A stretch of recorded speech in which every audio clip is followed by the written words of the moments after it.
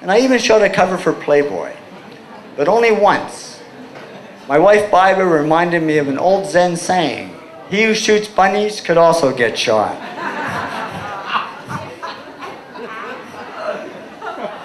And thanks to extensive training by Barb, I now realize this is a sexist photo. So I said to her, "Well, what can I do to make it less sexist?" She said, "You have to represent men and women equally." So here's my non-sexist version.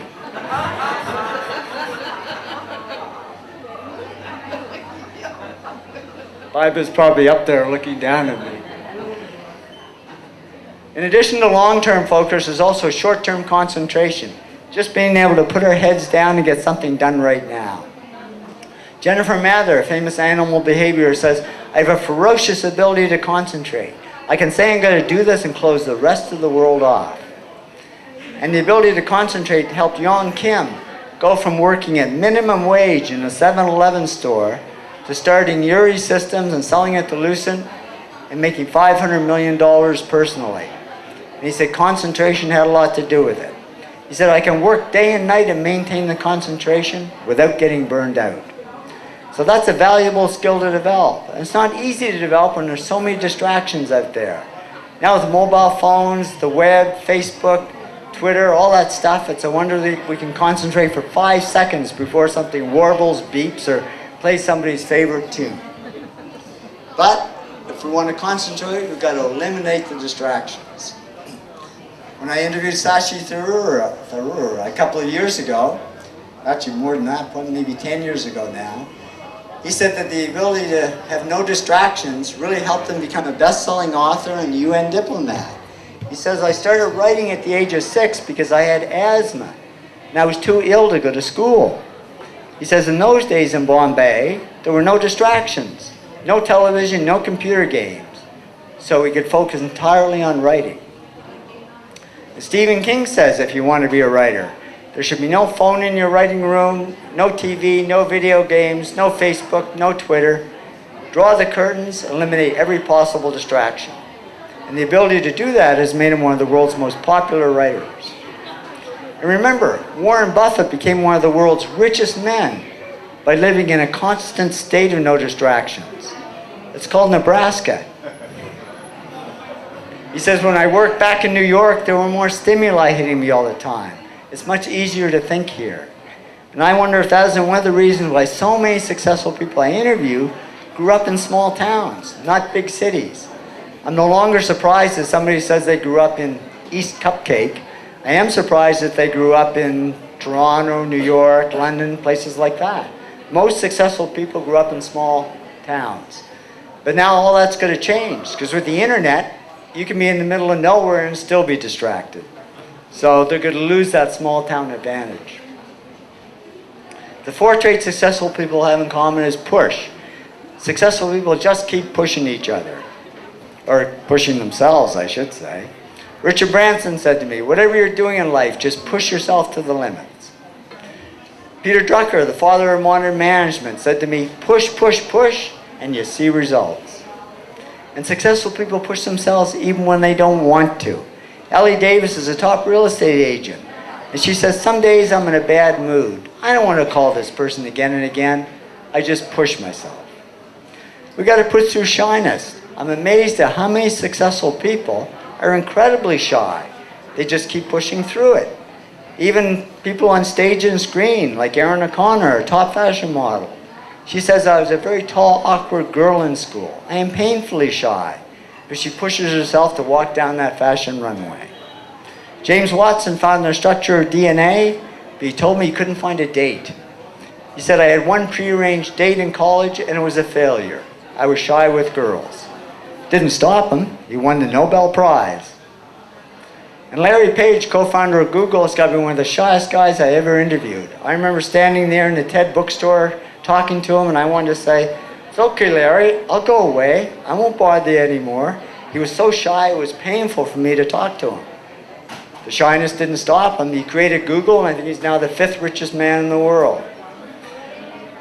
So many successful people are shy. I fear it has to be a good thing. And it is, because if you're shy, you often spend more time alone, reading, using your imagination.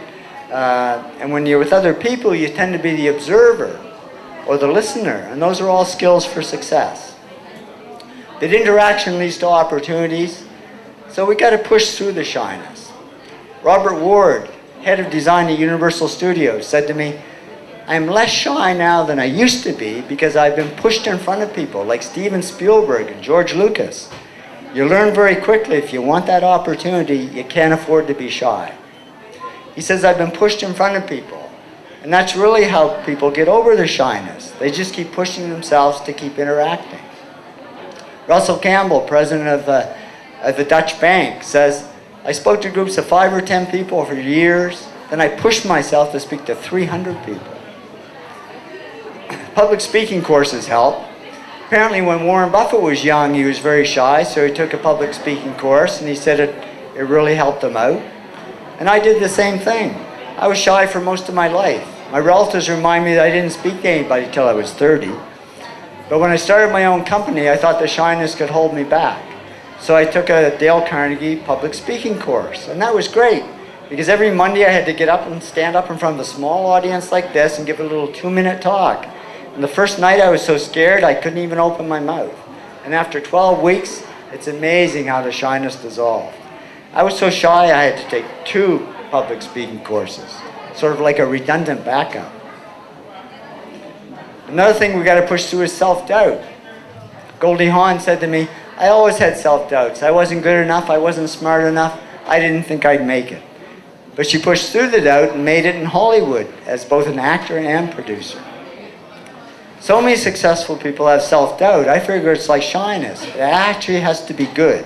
And it is, because if there's a little voice in my head saying I'm not good enough, maybe it's right. Maybe I'm not good enough and I need to get better. So I find successful people actually use self-doubt to keep improving. Jan Kim does. He's the guy that sold his company for $500 million. He says, "I always had this complex that I was not as good as the guy next to me, and therefore I work extra hard."